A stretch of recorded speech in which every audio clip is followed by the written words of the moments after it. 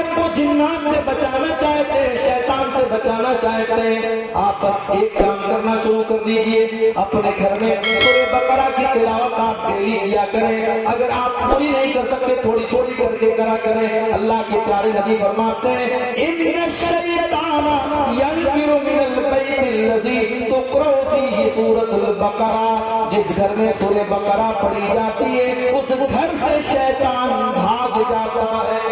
سورہ بقرہ کی تلاوت آپ کریں، کوئی شیطان آپ کے گھر میں نہیں آ سکتا، کوئی جن آپ کی بیٹی کو پریشان نہیں کر سکتا۔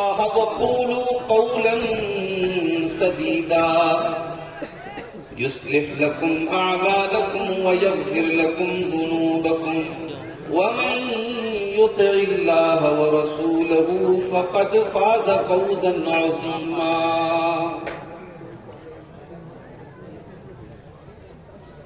أما بعد فإن خير الحديث كتاب الله وخير الهدي هدي محمد صلى الله عليه وسلم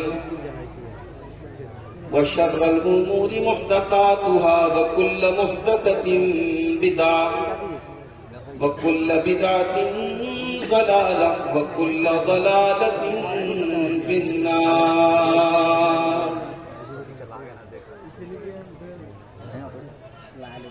أعوذ بالله من الشيطان الرجيم، بسم الله الرحمن الرحيم۔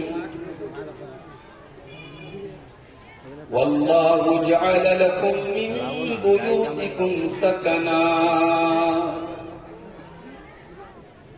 وقال تعالى في مقام آخر يا أيها الذين آمنوا قوا أنفسكم وأهليكم نارا وقودها الناس والحجارة عليها ملائكة غلاظ شداد لا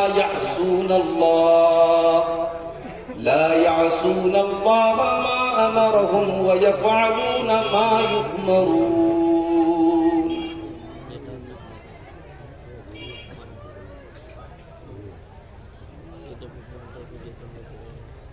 طاقتیں تمہاری ہیں اور خدا ہمارا ہے، طاقتیں تمہاری ہیں اور خدا ہمارا ہے، عکس پر نہ اتراؤ آئینہ ہمارا ہے، عکس پر نہ اتراؤ آئینہ ہمارا ہے، آپ کی غلامی کا بوجھ ہم نہ ڈھوئیں گے، آپ کی غلامی کا بوجھ ہم نہ ڈھوئیں گے، آبرو سے مرنے کا فیصلہ ہمارا ہے، آبرو سے مرنے کا فیصلہ ہمارا ہے، عمر بھر تو کوئی بھی جنگ لڑ نہیں سکتا، عمر بھر تو کوئی بھی جنگ لڑ نہیں سکتا، تم بھی ٹوٹ جاؤ گے، تجربہ ہمارا ہے، تم بھی ٹوٹ جاؤ گے، تجربہ ہمارا ہے، اپنی رہنمائی پر اب غرور مت کرنا، اپنی رہنمائی پر اب غرور مت کرنا، آپ سے بہت آگے نقش پا ہمارا ہے آپ سے بہت آگے، نقش پا ہمارا ہے غیرت جہاد اپنی زخم کھا کے جاگے گی، غیرت جہاد اپنی زخم کھا کے جاگے گی، پہلا وار تم کر لو، پہلا وار تم کر لو، دوسرا ہمارا ہے، طاقتیں تمہاری ہیں اور خدا ہمارا ہے، عکس پر نہ اتراؤ، آئینہ ہمارا ہے۔ صدر محترم، علماء کرام، محترم بزرگوں، نوجوان ساتھیوں، اسلامی ماں اور بہنوں، پیارے بچوں، آپ کا یہ پروگرام جس کا آج یہ دوسرا دن ہے اور رات کے تقریباً 11:15 بج رہے ہیں اور آپ ماشاءاللہ بڑے سکون کے ساتھ، بڑی دلجمعی کے ساتھ، بڑے صبر کے ساتھ، موسم کے ٹھنڈا ہونے کے باوجود آپ بیٹھے ہوئے، یقیناً یہ اس بات کی پہچان ہے، اس بات کی دلیل ہے کہ آپ کے دل میں اللہ اور اس کے رسول کی باتوں کو سننے کا جذبہ ہے، شوق ہے، لگن ہے۔ میں اللہ سے بس یہی دعا کروں گا، اللہ تعالیٰ جس طریقے سے تو نے ہمارے اندر قرآن و حدیث کو سننے کا جذبہ رکھا ہے، اے اللہ تو ہمیں اس پر عمل کرنے کا بھی جذبہ عطا فرما، اور جو بھی واقعات اس اسٹیج میں بیان کی گئی یا میں جو کروں گا، اللہ تعالیٰ کہنے والوں کو، سننے والوں کو، سب کو عمل کرنے کی توفیق عطا فرمائے۔ میرے بھائی، اس طریقے کے جو جلسے ہوتے ہیں، جو پروگرام ہوتے ہیں، ان کا مقصد کیا ہوتا ہے، ان کا ادیشیہ کیا ہوتا ہے، کیوں ہوتے ہیں؟ ایک مقصد تو یہ ہے کہ جو نوٹ بھی مدرسے کا کلیکشن کرے، اور ایک دوسرا مقصد یہ ہے کہ اس طریقے کے جلسوں میں سماج کے اندر پائی جانے والی برائیوں اور خرابیوں کو بتایا جائے اور سماج کو سدھارا جائے۔ لیکن یہاں ہم اور آپ ذرا اس پر غور کریں کہ سماج کو سدھارنے کا طریقہ کیا ہے۔ ظاہر ہے کہ سماج ہم سے اور آپ سے بنتا ہے، سماج نہیں سدھر سکتا جب تک ہم اور آپ نہیں سدھریں۔ مثال کے طور پر ایک مکان ہے، ایک بلڈنگ ہے، گھر ہے، اب اگر اس گھر کے اندر جو ہم نے اینٹیں لگائی، ہم نے وہ اینٹیں بالکل کمزور لگائی ہے، کچی لگائی ہے، اس میں ہم نے سیمنٹ جو لگایا وہ بالکل نقلی لگایا، بالکل گھٹیا کوالٹی کا، تھرڈ کوالٹی کا لگایا۔ اس مکان میں ہم نے جو چھڑ لگایا وہ چھڑ بھی بالکل بیکار ٹائپ کا لگایا، چھڑ بھی بالکل گھٹیا، اینٹیں بھی بالکل کمزور، سیمنٹ بھی نقلی لگا ہے، اور مسالہ بھی اس کے اندر بڑا کمزور لگا ہے۔ اب اس کے بعد ہم یہ چاہتے ہیں کہ ہماری بلڈنگ مضبوط ہو جائے، تو یہ پاسبل نہیں ہے۔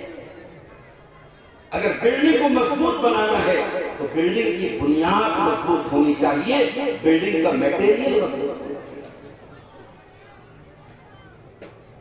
اگر ہم بات یہ چاہتے ہیں کہ سماج کی اصلاح ہو جائے، سماج کے اندر سدھار پیدا ہو جائے، تو سب سے پہلے ہمیں اور آپ کو اپنے گھروں کی اصلاح کرنی پڑے گی، اپنے گھروں کو سدھارنا ہوگا،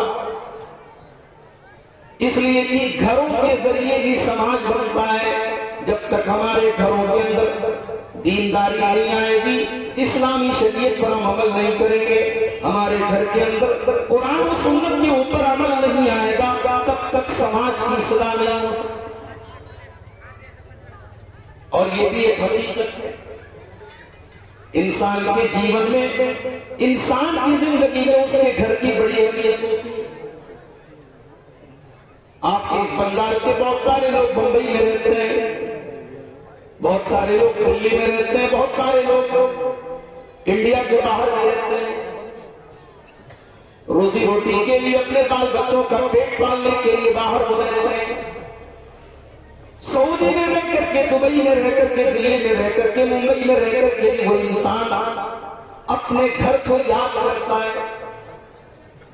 جب وہ اپنے گھر میں آتا ہے، سعودی عرب کے اندر تو وہ اے سی میں رہا کرتا تھا، بڑے پراٹ سے رہتا تھا، بڑا اچھا کھانا وہ کھایا کرتا تھا، مگر جو سکون اس کو اپنے گھر میں ملتا ہے وہ سعودی عرب کی اے سی میں بھی نہیں ملتا۔ اس کے گاؤں میں چھوٹے چھوٹے مکان ہیں، اور ممبئی میں اتنے عالیشان مکان ہیں، 40 مالے کی بلڈنگیں، 50 مالے کی بلڈنگیں، اتنی عالیشان بلڈنگوں میں جانے کے باوجود اور رہنے کے باوجود وہ انسان جب اپنے گھر میں آتا، اپنے بیوی بچوں کے پاس آتا ہے، اپنی ماں کو دیکھتا ہے، اپنے باپ کو دیکھتا ہے، اپنی بیوی بچوں کو دیکھتا ہے، اس کے دل کو جو سکون ملتا ہے وہ ممبئی کی عالیشان بلڈنگوں میں نہیں ملتا، وہ دلی کی ہائی فائی بلڈنگوں میں نہیں ملتا۔ یہ تو نیچرل بات ہے، انسان کو سکون اگر کہیں ملتا ہے تو اس کو اپنے گھر میں ملتا ہے۔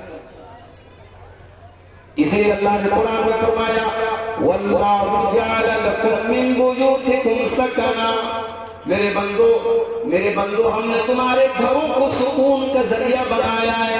تمہیں اگر سکون ملے گا تو تمہارے گھر میں ملے گا، تمہارے دل کو شانتی ملے گی، تمہارے دل کو سکون اگر کہیں پر ملے گا تو تمہارے گھر کے اندر ملے گا۔ سکون تو گھر میں ملتا ہے، اور گھر ہی وہ جگہ ہے جہاں بہو بیٹیوں کی عزت سرکشت ہوتی ہے۔ جب تک عورت گھر میں ہے تب تک سرکشت ہے، محفوظ ہے، عورتوں کی عزت اور آبرو کی حفاظت کا ٹھکانہ بھی اس کا گھر ہے۔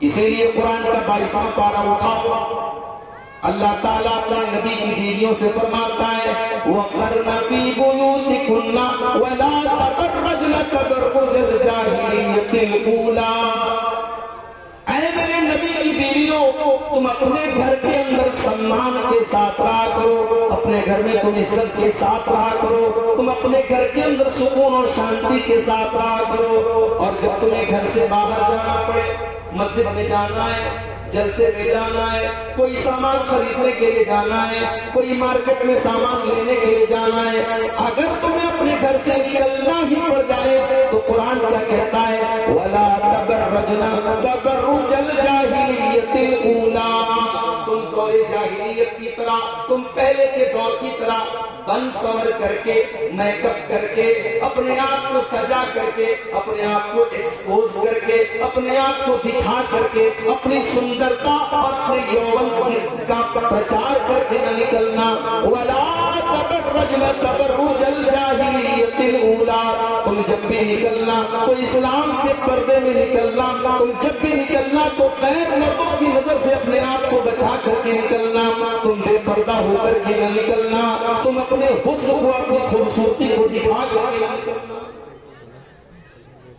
اور کی عزت اگر سرکشت ہے میرے بھائی تو گھر کے اندر سرکشت ہے۔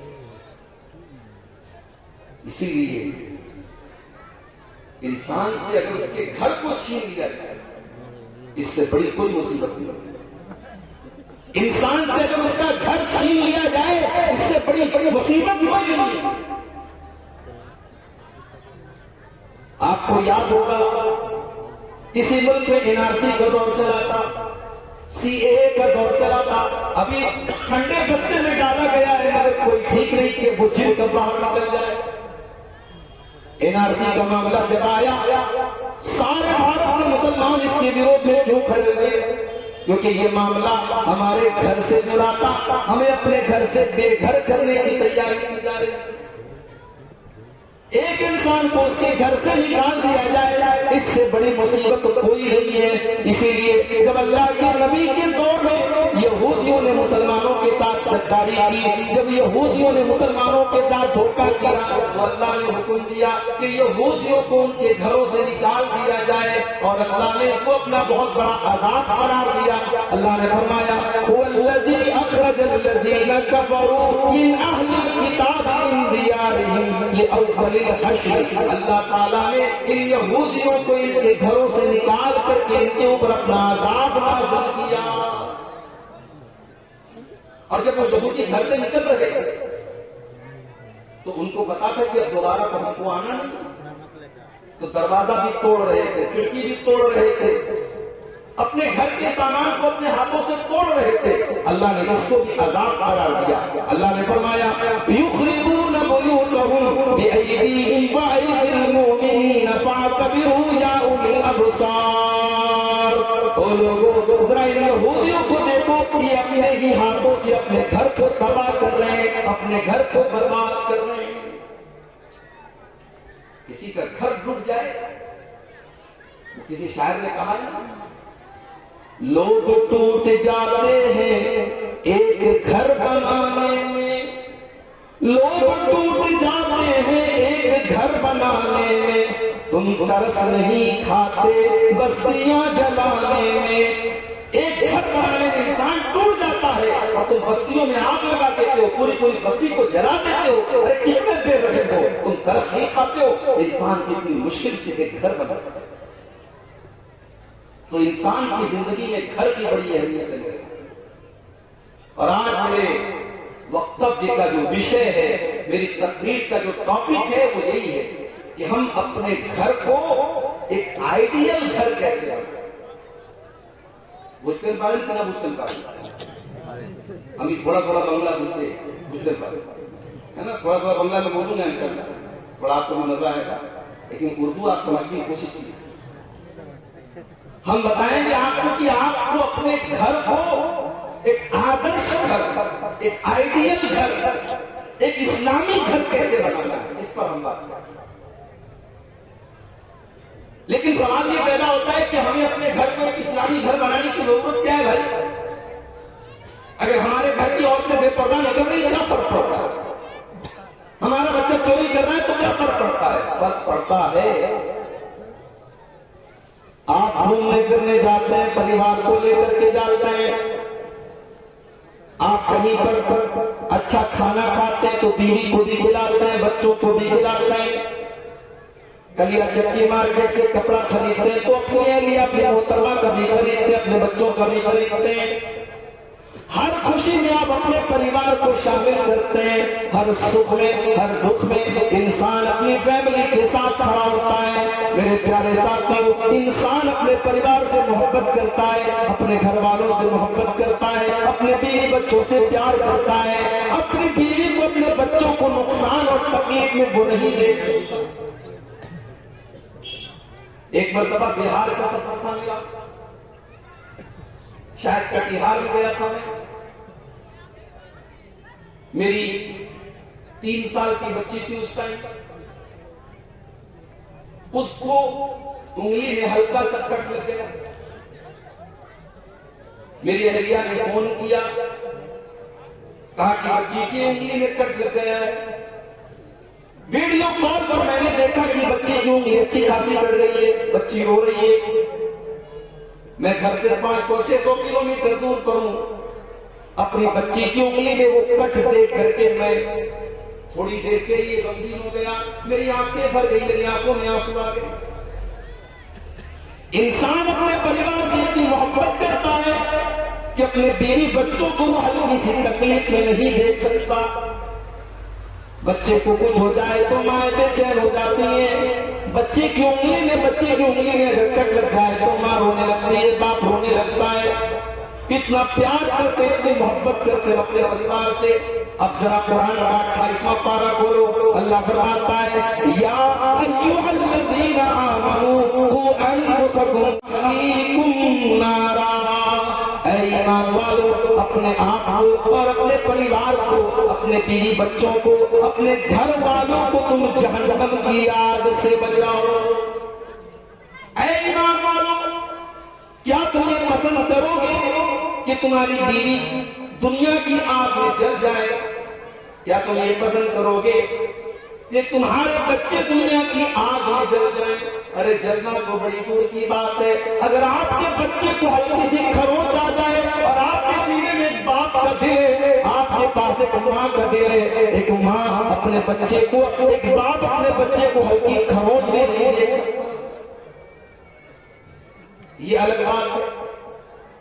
اسی دھرتی پر ایسے ظالم لوگ بھی ہوتے ہیں جو جہیز کے لیے اپنی بیوی کو جلا ڈالتے ہیں، جو جہیز کے لیے اپنی بہو کو جلا ڈالتے ہیں۔ ایسے واقعات بھی اسی بھارت کی سرزمین پر ہم دیکھتے ہیں۔ ایک عورت کی کتنی بڑی دشمن بن جاتی ہے۔ ایک سانس اپنی بہو کو اسٹوپ کے ذریعے اور گیس سلنڈر کے ذریعے جلا کر کے ختم کر ڈالتی ہے۔ یہ واقعات اسی بھارت کی سرزمین پر ہوتے ہیں۔ یہ الگ بات ہے میرے پیارے ساتھیوں، لیکن عام طریقے سے ایک انسان اپنے پریوار سے بڑی محبت کرتا ہے۔ اللہ فرماتا ہے یا ایھا الذین آمنوا قوا انفسکم واہلیکم نارا، اے ایمان والو اپنے آپ اور اپنے پریوار کو جہنم کی آگ سے بچاؤ۔ کبھی کسی کو جلنے کے بعد اس کی ڈیڈ باڈی دیکھی؟ مرنے کے بعد انسان کی جو لاش ہوتی ہے جلنے کے بعد نہیں دیکھ سکتے۔ کمزور دل کا آدمی نہیں دیکھ سکتا، جلی ہوئی لاش کو نہیں دیکھ سکتا۔ دنیا کی آگ میں کوئی جل جائے ہم اس کی جلی ہوئی لاش کو دیکھ نہیں سکتے۔ اللہ کے نبی فرماتے ہیں کہ جہنم کی آگ اس دنیا کی آگ سے 70 گنا زیادہ خطرناک ہوگی۔ دنیا کی آگ انسان کو جلا دیتی ہے اور اس کی جلی ہوئی لاش ہم دیکھ نہیں سکتے۔ میرے پیارے ساتھیوں، جب اس دنیا کی آگ کو ہم برداشت نہیں کر سکتے تو جہنم کی آگ ہم کیسے برداشت کریں گے؟ اللہ فرماتا ہے وَقُودُهَا النَّاسُ وَالْحِجَارَةُ، جہنم کی آگ پیٹرول سے نہیں جلے گی، ڈیزل سے نہیں جلے گی، وہ لکڑیوں سے نہیں جلے گی، وہ کوئلے سے نہیں جلے گی، وہ انسانوں سے جلے گی، وہ منشیہ سے جلے گی، وہ پتھروں سے جلے گی۔ علیہا ملائکۃ غلاظ شداد لا یعصون اللہ، اور اس جہنم کے جو چوکیدار ہوں گے، اس جہنم کے جو رکھوالی کرنے والے فرشتے ہوں گے، وہ بڑے سخت قسم کے، بڑے ٹائٹ قسم کے ہوں گے۔ وہ کسی کے ساتھ کوئی رعایت نہیں کریں گے، وہ کسی کو کوئی چھوٹ نہیں دیں گے۔ تو جب آپ اپنے بچوں سے اتنا پیار کرتے ہیں کہ دنیا کی آگ میں آپ اپنے پریوار کو جلتے ہوئے نہیں دیکھ سکتے، تو جہنم کی آگ میں آپ اپنے پریوار کو کیسے جلتا ہوا دیکھ سکتے ہیں؟ یہ پہلی وجہ ہے کہ ہمیں اور آپ کو یہ جاننا چاہیے کہ ہم اپنے گھر کو جہنم کی آگ سے کیسے بچائیں، اور ہم اپنے گھر اور پریوار والوں کو ایک اسلامی گھر میں ہم کیسے پریورتت کریں، کیسے چلیں۔ اور آگے بڑھیے، اللہ کے پیارے نبی فرماتے ہیں کلکم راع وکلکم مسئول عن رعیتہ، تم میں سے ہر انسان ذمہ دار ہے اور قیامت کے دن پوچھا جائے گا کہ تم نے اپنی ذمہ داری کے ساتھ کیا کیا۔ مدرسے کے سیکریٹری صاحب معاف کیجئے گا، مسجد کے سیکریٹری صاحب معاف کیجئے گا، آپ کو اگر گاؤں والوں نے مسجد کا سیکریٹری بنایا، آپ کو مدرسے کا سیکریٹری بنایا، یہ ذمہ داری اور عہدہ لوگ بڑے شوق سے مانتے ہیں، اور لوگ یہ سوچتے ہیں کہ مجھے یہ کرسی مل جائے، یہ عہدہ مل جائے، مگر یاد رکھنا میرے بھائی، عہدہ جتنا بڑا ہو اتنی ہی بڑی ذمہ داری آپ کے کندھوں پر ہوتی ہے، اور اللہ تعالیٰ اس ذمہ داری کے بارے میں کل قیامت کے دن سوال کرے گا کہ آپ اس ذمہ داری کو کتنا نبھایا۔ اللہ سوال کرے گا۔ آپ مسجد کے ذمہ دار تھے، مسجد کا امام بیچارہ 5000 کی تنخواہ اس کو دیا کرتے تھے، وہ غریب بیچارہ اس مہنگائی کے دور میں کیسے کیسے اپنے بیوی بچوں کا پیٹ پالا کرتا تھا، اس کے بچے بیمار ہو جاتے تھے، وہ دوا علاج کو طرف جایا کرتا تھا۔ آپ تو مسجد کے متولی تھے، آپ تو لکھپتی تھے، آپ تو کروڑپتی تھے، آپ اس مسجد کے امام کی کتنی بار مدد کی. آپ مسجد کے، آپ مدرسے کے ذمہ دار تھے، آپ مدرسے کے سیکریٹری تھے. مدرسے میں پڑھائی چل رہی ہے، پڑھنے والے کیسے پڑھ رہے ہیں اور پڑھانے والے کیسے پڑھا رہے ہیں، کبھی آپ نے اس کی نگرانی کی کہ نہیں؟ کبھی آپ نے اس پر غور کیا کہ نہیں کیا؟ آپ سے سوال کیا جائے، سوال کیا جائے. کلکم راع وکلکم مسئول عن رعیتہ. تم میں سے ہر انسان سے اس کی ذمہ داری کے بارے میں سوال کیا جائے. آدمی سے پوچھا جائے گا تو اپنے گھر کا نگراں تھا، تو کسی کا شوہر تھا، کسی کا باپ تھا، تو نے اپنے بچوں پر کتنی نظر رکھی؟ تو نے اپنی بیوی پر کتنی نظر رکھی؟ تیری بیوی لپسٹک لگا کر، لالی پاؤڈر لگا کر، سج کر سنور کر کے بازار جایا کرتی تھی، خوبصورت ساڑی پہن کر اپنے حسن کی نمائش کیا کرتی تھی. تو نے اپنی بیوی کو کبھی روکا کہ نہیں روکا؟ تیری جوان بیٹی ٹائٹ کپڑے پہن کر کے بازار میں گھوما کرتی تھی، تو نے اپنی بیٹی کو کبھی منع کیا کہ نہیں کیا؟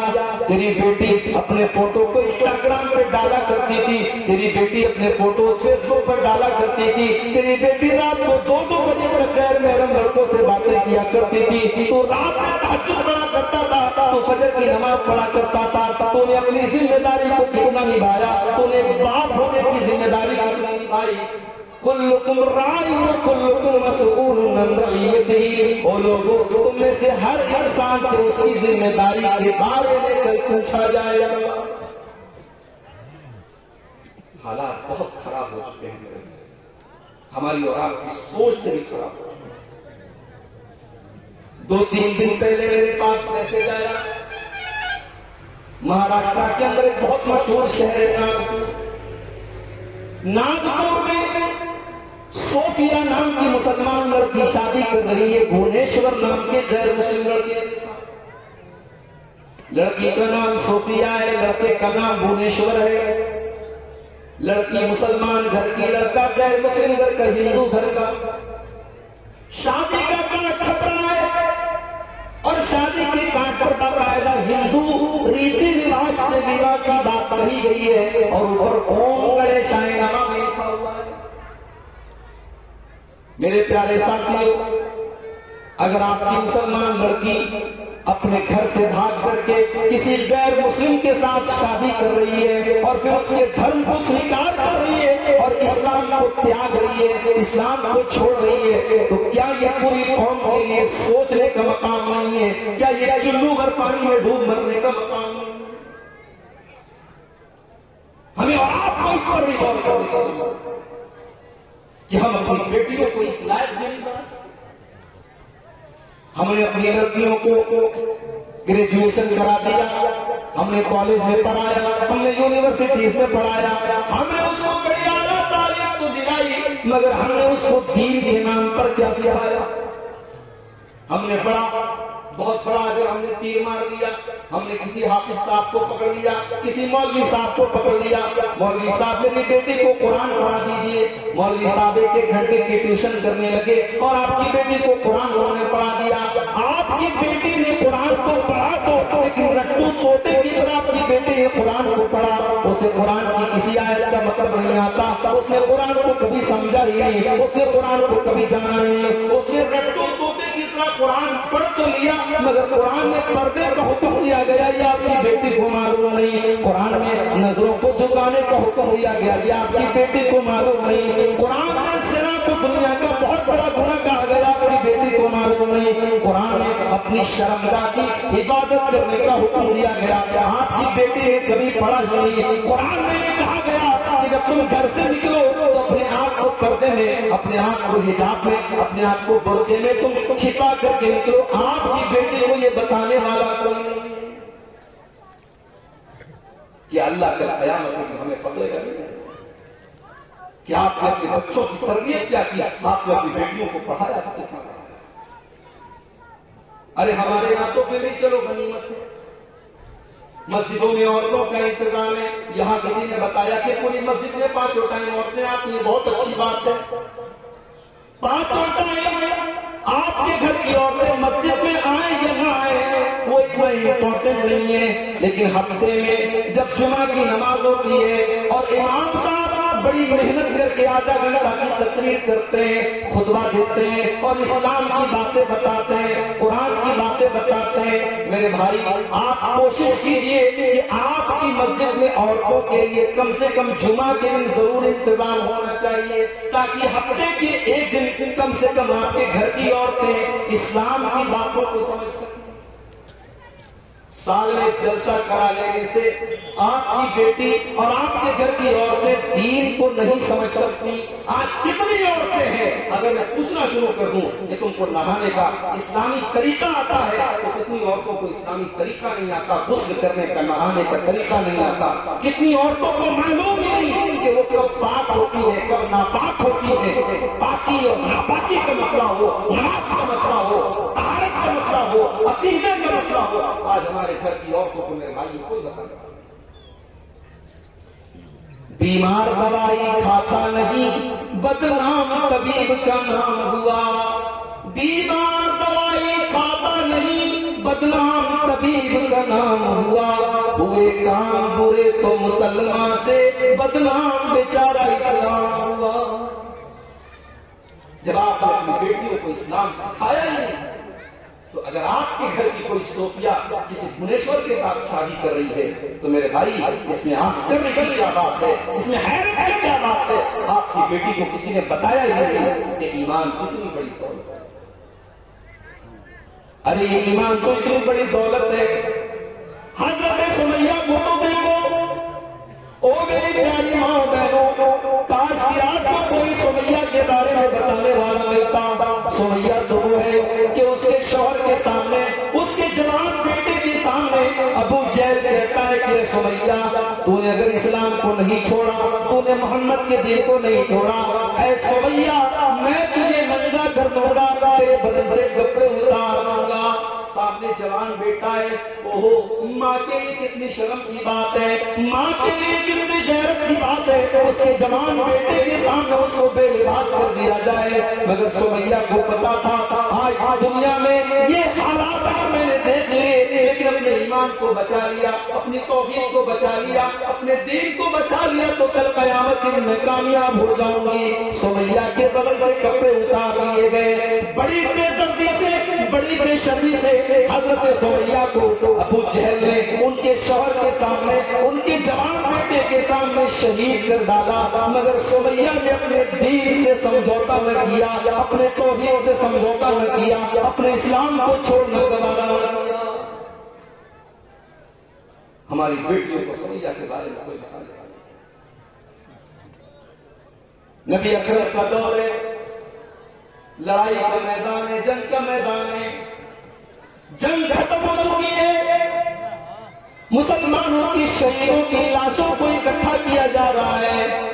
ایک عورت آتی ہے جس کا نام ام خلاد ہے، اس کا بیٹا بھی اس جنگ میں شہید ہو چکا ہے، وہ اپنے بیٹے کی لاش کو دیکھنے کے لیے آتی ہے، اور حدیث کے الفاظ ہے وہ سر سے پیر تک برقعے میں آتی ہے، وہ سر سے پیر تک نقاب میں آتی ہے، وہ سر سے پیر تک اپنے آپ کو چھپا کر کے آتی ہے۔ لوگ کہتے ہیں تیرا بیٹا تو قتل ہو چکا ہے، تیرا بیٹا تو دنیا سے جا چکا ہے، اور تو اتنا پردے میں آئی ہے، تو اپنے پورے بدن کو چھپا کر کے آئی ہے۔ تو وہ عورت کیا جواب دیتی ہے؟ ان ارزا ابنی فلن ارزا حیائی، وہ لوگوں میں نے اپنا بیٹا کھویا ہے، میں نے اپنی شرم و حیا کو نہیں کھویا ہے، میرا بیٹا گیا ہے، میری حیا نہیں گئی، میری شرم نہیں گئی۔ اسلام نے پردے کا جو حکم دیا ہے وہ جنگ کے میدان میں ہے، اس کے اوپر میں عمل کروں گی، میں اپنی شرم و حیا سے کوئی سمجھوتا نہیں کر سکتی۔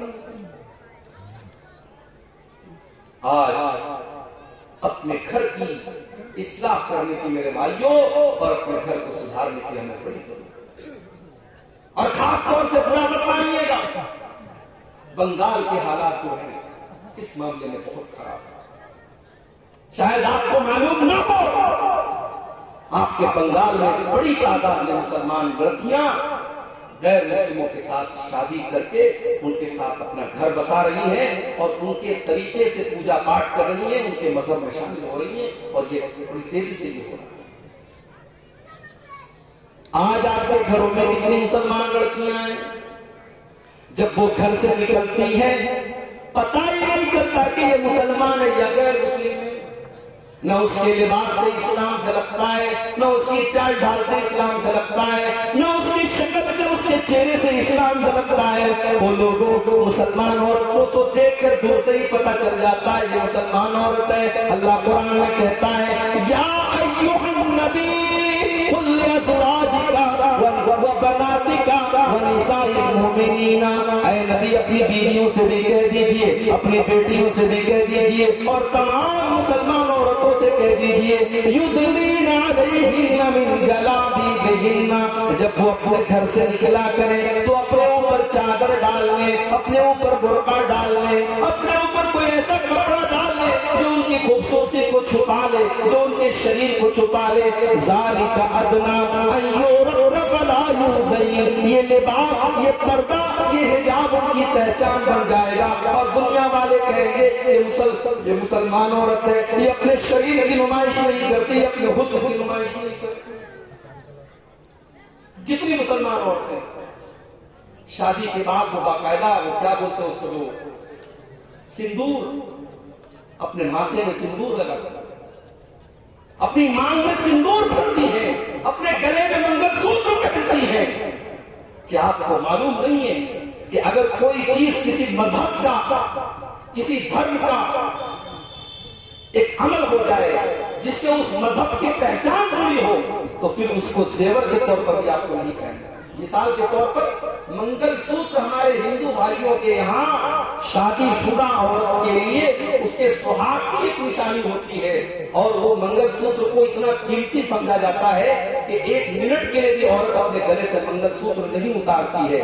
تو عورت گلے میں ہار پہن سکتی ہے، لاکٹ پہن سکتی ہے، لیکن اگر مسلمان عورت منگل سوتر پہنتی ہے اس کا مطلب یہ ہوا کہ وہ اس مذہب کی ایک پہچان والی چیز، ہندو دھرم کی ایک ایسی چیز جو اس مذہب کے ساتھ جڑی ہے، اس کو وہ اپنے گلے میں پہن کر کے چل رہی ہے۔ اور اللہ کے پیارے نبی نے فرمایا من تشبہ بقوم فہو منہم، جو کسی دوسرے مذہب اور کسی دوسری قوم کے طریقے پر چلے گا تو قیامت کے دن اسی کے ساتھ اٹھایا جائے گا۔ کیا آپ کو معلوم نہیں ہے کہ مانگ میں سندور بھرنا یہ بھی ہندو مذہب کی ایک نشانی ہے؟ کتنی مسلمان عورتیں، ہماری مسلمان عورتیں سندور لگاتی ہیں، ماتھے پر بدیا جو لگاتی ہیں، اس بدیا کو بھی لگانے سے پرہیز کرنا چاہیے، بچنا چاہیے۔ آپ کے اسی بنگال میں ہم نے یہ بھی سنا اور دیکھا، شادی کے پہلے ایک رسم ہوتی ہے ہلدی کی رسم۔ اب بڑی تیزی سے یہ سب چیزیں بڑھ رہی ہیں، ہلدی کی رسم ہوتی ہے۔ چلو ہلدی، اب یہ بھی ایک سوال ہے کہ ہلدی کیوں لگائی جاتی ہے؟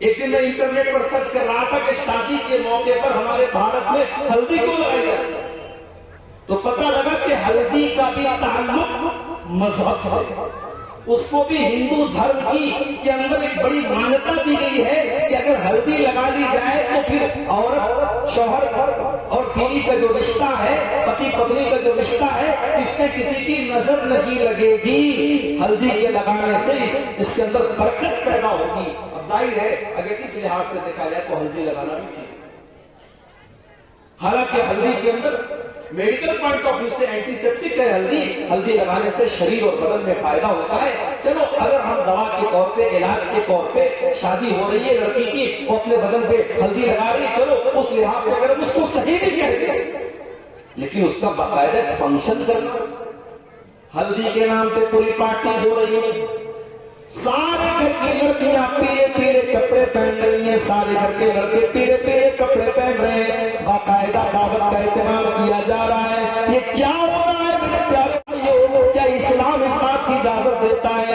یہ تو غیر مسلموں کا طریقہ ہے، یہ تو غیر مسلموں کا کلچر ہے، اسلام کے اندر اس کی کوئی اجازت نہیں ہے۔ اللہ کے نبی فرماتے ہیں لَتَتَّبِعُنَّ سُنَنَ مَن كَانَ قَبْلَكُمْ شِبْرًا بِشِبْرٍ وَذِرَاعًا بِذِرَاعٍ۔ او لوگوں، تم اپنے سے پہلے کے لوگوں کے طریقے پر چلو گے، اگر وہ ایک ہاتھ چلیں گے تو تم بھی ایک ہاتھ چلو گے، اگر وہ پورا ایک بارش سے چلیں گے تو تم ایک بارش سے چلو گے، ایک ہاتھ چلیں گے تو تم بھی ایک ہاتھ چلو گے۔ حتیٰ لو دخلوا جحر ضب، اگر تم سے پہلے کے لوگ کسی جانور کے بل میں چلے جائیں گے تو تم بھی اس کے بل میں چلے جاؤ گے۔ پہلے کے لوگوں کے طریقے پر تم چلو گے، صحابہ نے پوچھا اے اللہ کے نبی پہلے کے لوگوں سے کون لوگ مراد ہیں؟ کیا یہودی اور عیسائی مراد ہیں؟ اللہ کے نبی نے فرمایا کہ اور کون مراد ہیں؟ تو آج مسلمان یہودیوں اور عیسائیوں کے ساتھ ساتھ اس ملک میں ہندو بھائیوں کے ساتھ رہتے ان کے کلچر کو اپنا رہا ہے، اور آج ہمارے شادی بیاہ میں بہت ساری چیزیں ہوتی ہیں۔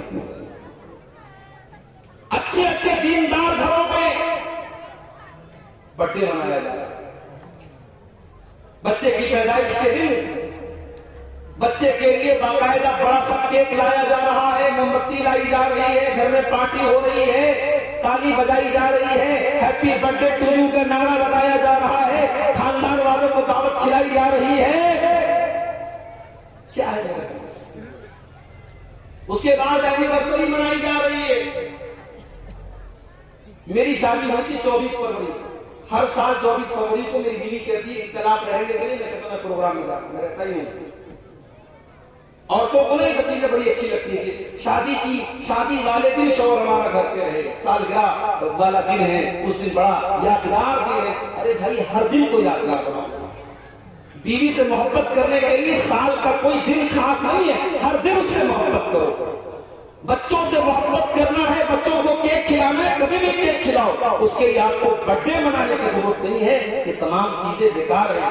ہم نے ایک دن بنایا، اب مدرس ڈے سال میں ایک دن ہے مدرس ڈے، اس دن بیچارہ جو زندگی میں کبھی اپنی ماں سے قاعدے سے بات نہیں کرتا، وہ بھی فیس بک پر بیان دے رہا ہے کہ ماں کا یہ مقام ہے اور ماں کا یہ مقام ہے، ہیپی مدرس ڈے۔ ابھی جا کے پہلے جو اپنی ماں کی خیر خبر کے والد بھائی صاحب گھر میں تیری بوڑھی ماں دوائیں آج کو ترس رہی ہے اور تو فیس بک پر مدرس ڈے کی مبارکباد دے۔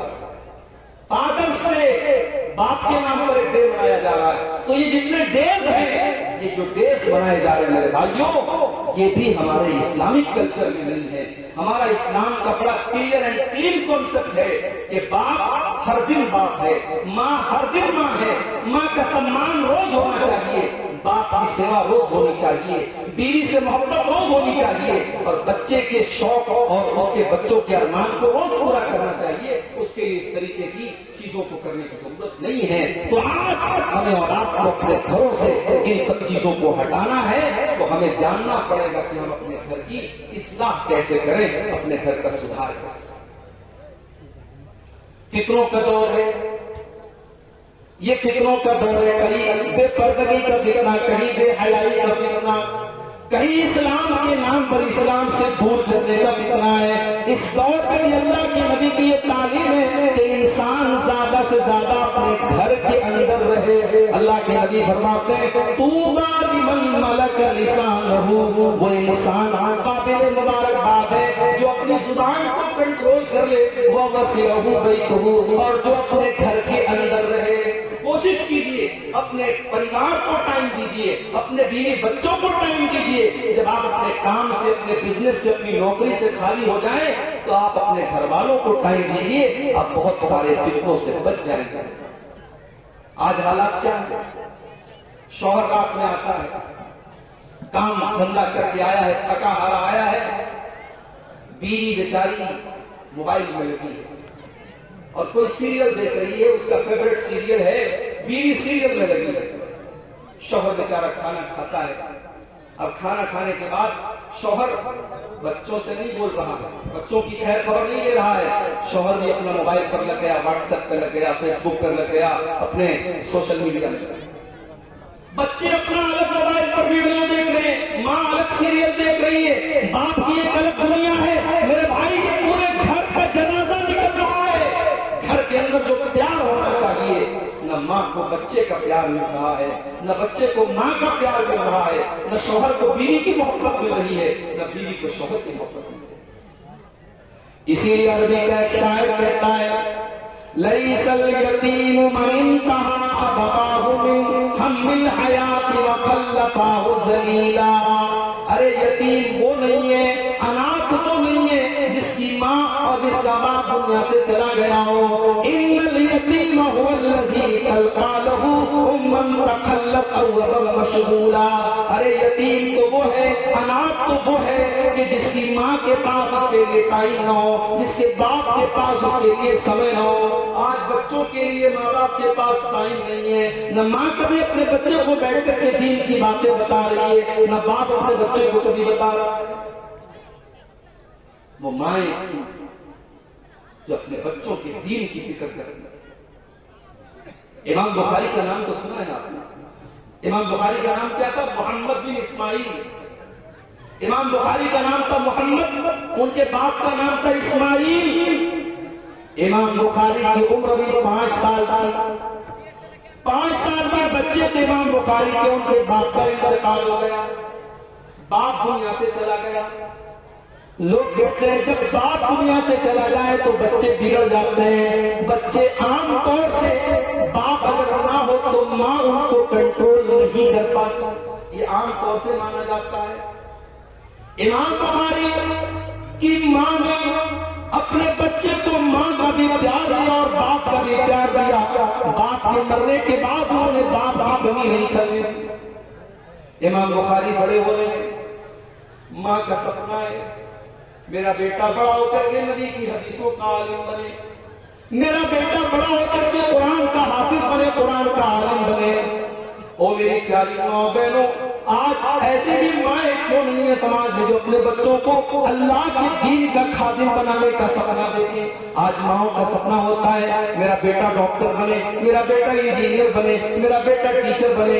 ایسے مائیں کہاں چلی گئی جو امام بخاری کی ماں کی طرح یہ سپنا دیکھے کاش کہ میرا بیٹا نبی کے قرآن، نبی کی حدیثوں کا حافظ بنے، قرآن کا حافظ بنے، قرآن کا عالم بنے، وہ دنیا کو قرآن کا میسج سنائے، وہ دنیا کو اسلام کا میسج سنائے، وہ ایک اچھا مسلمان بنے اور دوسروں کو اچھا بنائے۔ ایسا سپنا دیکھنے والی مائیں دنیا سے ختم ہو گئی۔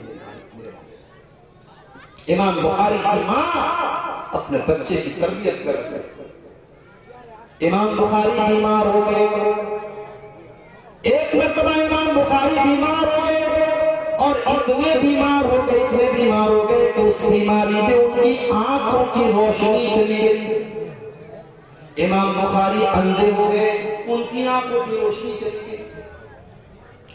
امام بخاری کی ماں کو بڑا دکھ ہوا، اور اللہ کی نیک بندی اللہ کی بارگاہ میں رات میں تہجد پڑھتی ہے اور اللہ کی بارگاہ میں دعا کرتی ہے، اے اللہ میں نے اپنے بچے کو قرآن کا عالم بنانے کا سپنا دیکھا ہے، اے اللہ میں نے اپنے بچے کو تیرے نبی کی حدیثوں کا عالم بنانے کا سپنا دیکھا ہے، اے اللہ میرے بچے کی آنکھوں کی روشنی چلی گئی ہے، اے اللہ اب میرا بچہ قرآن کو کیسے پڑھے گا، اب یہ حدیثوں کو کیسے پڑھے گا، اے اللہ میرے بچے کی روشنی کو لوٹا دے، میرے بچے کی آنکھوں کو لوٹا دے۔ امام بخاری کی ماں راتوں کو رو رو کر کے دعا کرتی اور کہتے ہیں کہ جب ماں اپنے بچے کے لیے دعا کرتی ہے، اللہ کے رسول کی حدیث ہے کہ جب والدین کی دعا، ماں باپ کی دعا بچے کے حق میں قبول ہوتی ہے، اللہ تعالیٰ ماں باپ کی دعا کو کبھی لوٹاتا نہیں ہے۔ اگر ماں کے منہ سے نکل گیا بیٹے کے لیے کوئی دعا نکل گئی تو اللہ ضرور اس دعا کو پورا کرتا ہے۔ اسی لیے ماؤں کو کبھی بچوں کو بددعا نہیں کرنا چاہیے، ہمیشہ بچوں کے لیے اچھی دعا کرنا چاہیے۔ امام بخاری کی ماں نے اتنی دعا کی، اتنا روٹی کی اللہ کی بارگاہ میں کہ رات میں جب وہ سو جاتی ہے، تو ان کے سپنے میں، ان کے خواب میں حضرت ابراہیم علیہ السلام آتے ہیں اور ابراہیم علیہ السلام آ کر کے کہتے ہیں، اے امام بخاری کی ماں تو اتنا روئی ہے اور تو نے اللہ سے اتنی دعا کی ہے کہ رب اللہ علی ابنک بصرہ، اللہ تعالیٰ نے تیرے بچے کے آنکھوں کی روشنی کو لوٹا دیا ہے، جا کر کے تو دیکھ لے تیرے بچے کی آنکھیں صحیح ہو چکی ہیں، تیرا بچہ دوبارہ دیکھنے لگا ہے۔ امام بخاری کی ماں کی نیند کھلی اور جا کر کے جب انہوں نے دیکھا تو ان کے بچے کی آنکھوں کی روشنی آ چکی تھی، ان کا بچہ بالکل ٹھیک ہو چکا۔ تو یہ ہوتی ہے میرے پیارے بھائیوں ایک دیندار ماں۔ دیندار ماں کہاں سے آئے گا؟ آج آپ کے گھر میں دین کہاں سے آئے گا؟ میری مائیں اور بہنیں جو یہاں آئی ہیں برا نہ مانے، آج جب آپ اپنے بچے کے لیے دلہن دیکھنے جاتی ہیں اور آپ اپنے گھر کے لیے جو بہو دیکھنے جاتی ہیں تو ایمانداری سے بتائیے گا کہ آپ سامنے والے کے اندر کیا چیز ہے۔ اللہ تعالیٰ نے کسی کو بہت گھوڑا بنایا ہے، किसी को सांवला बनाया है, किसी को कुछ काला बनाया है, कोई हाइट में लंबा है, किसी की हाइट कुछ कम है, किसी की खूबसूरती में कुछ कमी है। जाहिर है कोई इंसान खुद से तो पैदा नहीं हुआ है, उसके इख्तियार में तो नहीं है। कितनी औरतें आज जब वो रिश्ता देखने जाती हैं, लड़की नेक होती है, लड़की दीनदार होती है, लड़की पढ़ी लिखी होती है, लेकिन वो ये कह के रिश्ता टुकरा देती है, लड़की तो बहुत अच्छी थी, बहुत अच्छी थी, लेकिन उसकी हाइट थोड़ी कम थी। सिर्फ हाइट की बुनियाद पर कितने रिश्ते रिजेक्ट हो जाते हैं। लड़की बहुत अच्छी थी, रिश्ता बहुत अच्छा था, लेकिन लड़की के बाप का मकान अच्छा नहीं लग रहा था, घर अच्छा नहीं लग रहा था। लड़की बहुत अच्छी है, लेकिन उसके माथे पर, उसके गाल पर एक बड़ा सा तिल है जो अच्छा नहीं लग रहा है। वो मेरी प्यारी माँ बहनों, इंसान अपने इख्तियार से तो नहीं पैदा हुआ है। अगर उसके अंदर थोड़ी बहुत कोई कमी है और उसका अखलाक अच्छा है, उसके अंदर दीनदारी है, वो पढ़ी लिखी है, तो उस रिश्ते को रिजेक्ट करने की क्या वजह है? आज कितनी औरतें जो अपनी बहू के अंदर सिर्फ सुंदरता देखती हैं, सिर्फ खूबसूरती देखती है, या ये देखती है कि कितने पैसे वाले घर की लड़की मेरे घर आएगी और लंबा चौड़ा जहेज लेकर के आएगी। जब आपने रिश्ते की बुनियाद भी रुपये पैसे पर रखी है और सुंदरता पर रखी है और रंग और खूबसूरती पर रखी है, तो फिर अगर वो लड़की आपके घर की बहू बनकर के आती है और चंद ही दिनों के बाद सास और बहू का झगड़ा शुरू हो जाता है और आपके घर का माहौल खराब होने लगता है, तो माफ कीजिए, फिर आपको शिकायत करने का कोई हक नहीं है, क्योंकि आपने बुनियाद ही गलत डाली है। आप कबूल कर पेड़ बोने के बाद ये उम्मीद नहीं कर सकते कि उस पेड़ में से आम निकलेगा। आप आम का पेड़ बोएंगे तो आम के पेड़ से आम निकलेगा, आम के पेड़ से कबूल नहीं निकलेगा और कबूल के पेड़ से आम नहीं निकलेगा। इसलिए जब आप रिश्ता करने जाएं, जब आप अपने घर के लिए बहू देखने जाएं, तो अल्लाह के नबी की क्या तालीम है, जरा आपको हदीस उठा के देखिए जो बुखारी और मुस्लिम के अंदर मौजूद है। अल्लाह के प्यारे नबी फरमाते हैं, तुनका ले मालिहा वले हसबिहा वले जमालिहा वले दीनिहा। जब एक औरत की शादी होती है तो चार चीजें औरत के अंदर देखी जाती हैं। माल देखा जाता है, यहूदियों के यहाँ माल देखा जाता था, कितने पैसे वाले घर की लड़की है, और खूबसूरती देखी जाती है। ईसाइयों के यहाँ खूबसूरती देखी जाती थी, वले हसबिहा, और कुछ लोग खानदान देखते हैं, बराबरी देखते हैं। अरब के अंदर बराबरी बहुत ज्यादा देखी जाती थी। वले दीनिहा, और अल्लाह के नबी फरमाते हैं कि कुछ लोग लड़की के अंदर दीनदारी देखते हैं। फज़कर बिज़ाति दीन तरिबती यदा। अल्लाह के प्यारे नबी फरमाते हैं कि तुम दीनदार औरत को अपने घर की बहू बना के लाओ, तुम दीनदार औरत को बीवी बना के लाओ, तुम अपने घर की मलका दीनदार औरत को बनाओ, तुम कामयाब हो जाओ। दीनदार औरत जब घर में आ जाए तो घर को चार चांद लगा देती है। दुनिया कुल्लुहा मता, दुनिया पूरी की पूरी फायदा उठाने की चीज है। वह खैर मताई दुनिया अल-मरअतु सालिहा, और दुनिया का सबसे कीमती खजाना नेक औरत है, दीनदार औरत है। अल्लाह के नबी से हज़रत उमर फारूक ने पूछा, अल्लाह के नबी ये बताइए कि हम कौन सी चीज को खजाना बनाए, कौन सी चीज को अपने घर में हम इकट्ठा करें, कौन सी चीज को स्टोर करें? अल्लाह के प्यारे नबी ने फरमाया कि तुम तीन चीजों को खजाना बना लो, तीन चीजों को स्टोर कर लो। लियत्तखिज़ अहदुकुम क़ल्बन शाकिरा व लिसानन ज़ाकिरा व ज़ौजतन मुमिनतन तुरीनुहु अला अम्रिल आखिरा। सबसे पहली चीज, तुम अपनी जुबान को अल्लाह का जिक्र करने वाला बनाओ। अपने अंदर ऐसी जुबान पैदा करो जो हर हाल में अल्लाह का जिक्र करने वाली। मेरी प्यारी माँ बहनों, मेरे प्यारे भाइयों, आज इस पर भी गौर करो कि आज हम कितनी बार अल्लाह का जिक्र करते हैं। नबी अकरम ने तो जो दुआएं सिखाई, छींका है तो कहो अल्हम्दुलिल्लाह, आपको छींका या अल्हम्दुलिल्लाह का, सामने वाला सुने तो वो कहे यरहमुकल्लाह, फिर उसके जवाब में आप कहे यहदीकुमुल्लाह। सिर्फ एक छींक आई और आपने 3 बार अल्लाह का नाम लिया।